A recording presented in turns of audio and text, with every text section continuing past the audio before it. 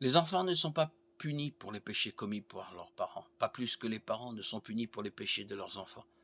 Chacun de nous est responsable de ses propres péchés. Ézéchiel 18:20 nous dit: l'âme qui pêche, c'est celle qui mourra. Le fils ne portera pas la faute de son père et le père ne portera pas la faute de son fils. Ce verset montre clairement que la punition pour les péchés d'une personne est supportée par cette personne. L'âme qui pêche mourra, le fils ne portera pas la faute de son père, ni le père la faute de son fils. La justice du juste retombera sur lui, et la méchanceté du méchant retombera sur lui. Ézéchiel 18:20. Certains versets conduisent certains à croire à une punition intergénérationnelle pour le péché, ou à une malédiction générationnelle. L'un de ces versets est ainsi: si un homme cambriole une banque, Dieu punira-t-il le fils de cet homme, même si ce dernier n'a rien à voir avec le vol? Absolument pas. Cependant, il est tout à fait possible que le père qui a cambriolé la banque rende la vie plus difficile à son fils par les conséquences naturelles de son crime.